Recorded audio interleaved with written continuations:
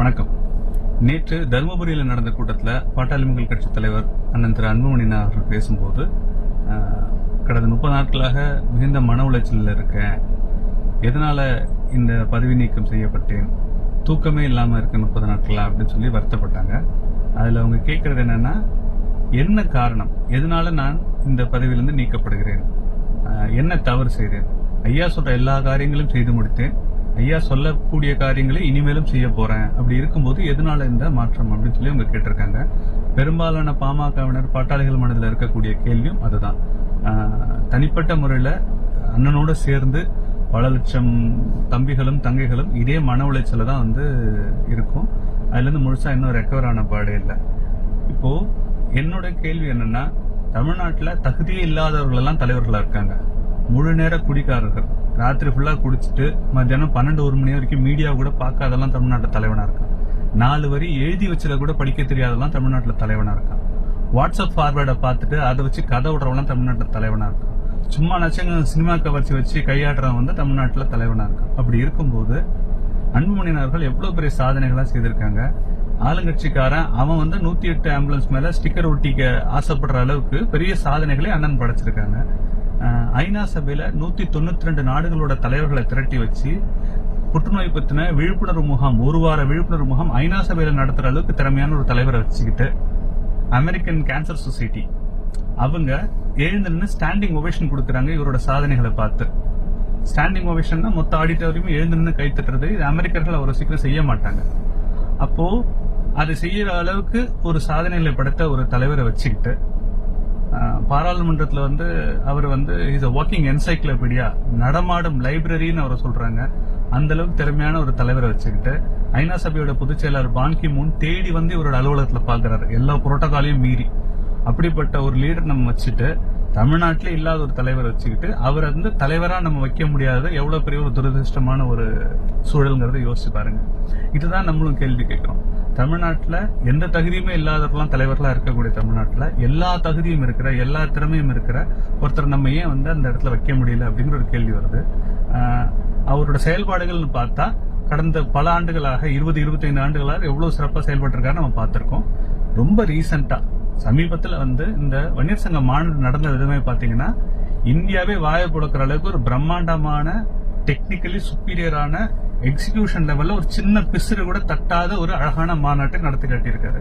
Drone ஷோவா இருக்கட்டும், black பறந்த விஷயமா இருக்கட்டும், வீடியோஸா இருக்கட்டும், அந்த நிகழ்ச்சிக்காக ஏற்பாடு செய்யப்பட்ட அண்ணனோட பாடல், ஐயாவோட பாடல், திரௌபதி அம்மன் பாடல், சமூக நீதி பாடல் எல்லாமே இருக்கட்டும்.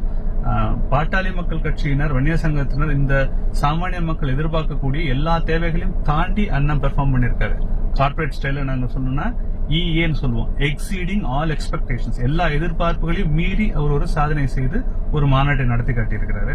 அப்படி இருக்கும்போது இன்னும் குறிப்பா அந்த மாநாட்டில் ஒரு சின்ன அசம்பாவிதம் கூட இல்லாமல் ரொம்ப அழகா துல்லியமா ஒரு மாநாட்டை நடத்தி எல்லாரும் பாராட்டக்கூடிய அளவில் ஒரு மாநாட்டை நடத்தியிருக்காரு. இது எல்லாமே அவரோட லீடர்ஷிப்போட எக்ஸாம்பிள்ஸ் தான். அப்படி இருக்கும்போது அவருக்கு ஏன் அந்த வாய்ப்பு மறுக்கப்படுது, இல்லது ஏன் இந்த குழப்ப நிலை தொடருது அப்படிங்கிற கேள்வி இயற்கையா எல்லாருக்கும் வர்றதுதான். இதுல ரொம்ப முக்கியமா நம்ம புரிஞ்சுக்க வேண்டியது என்னன்னா, அன்புமணி அண்ணன் அவர்கள் அந்த இடத்துல இருக்கிறது எவ்வளவு முக்கியம் அப்படிங்கறத நம்ம யோசிச்சு பார்க்கணும். ஏன்னா இன்னொரு தலைவரை அந்த இடத்துல வைத்து பாட்டாளி மக்கள் கட்சியினர் வெளி உலகத்துக்கு வாக்களிக்கக்கூடிய மக்களுக்கு எப்படி காட்ட முடியும்? இவ்வளவு திறமையான ஒரு தலைவரை செயல் தலைவர்னு சொல்லியோ, உப தலைவர்னு சொல்லியோ, துணைத் தலைவர்னு சொல்லியோ ஒதுக்கி வச்சுட்டு எப்படி நம்ம அதை செய்ய முடியும் அப்படிங்கறத கொஞ்சம் கற்பனை பண்ணி பாருங்க. அது எவ்வளவு பெரிய பின்னடைவா நமக்கு சேரும் அப்படிங்கறது. இதுல இன்னொரு வருத்தமான விஷயம் என்னன்னா, அண்ணன் இன்னைக்கு இந்த தலைவர் பொறுப்பை தான் ஏற்று செய்யணும் அப்படின்னு நினைக்கிறது அவர் அதிகாரத்துக்காக இல்ல. ஏன்னா அவர் 35-36 வயசுலயே எல்லா அதிகாரத்தையும் பார்த்துட்டாரு.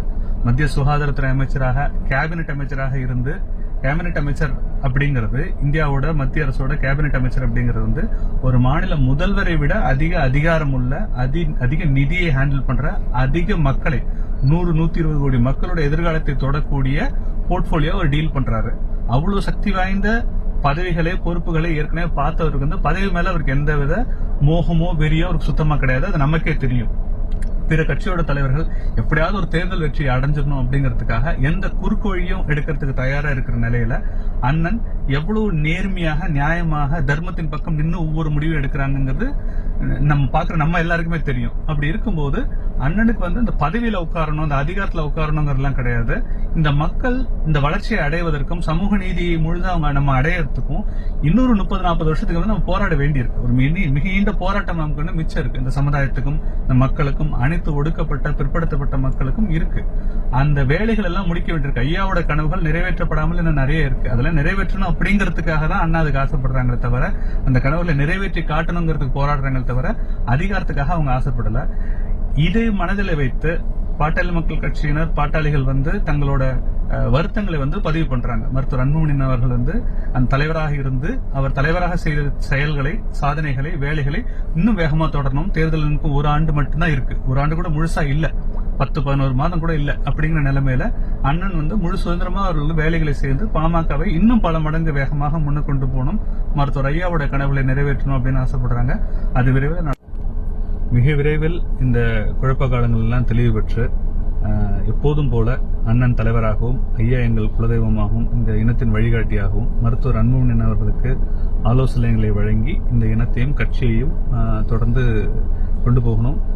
வருகிற 2026 தேர்தல் பாமகவுக்கு மிகப்பெரிய வெற்றிகரமான தேர்தலாக, இன்னும் பெரிய வெற்றிகளை படைப்பதற்கான தேர்தலாக மாறணும்னு அனைவரும் கேட்டுக்கிறேன். மிக்க நன்றி.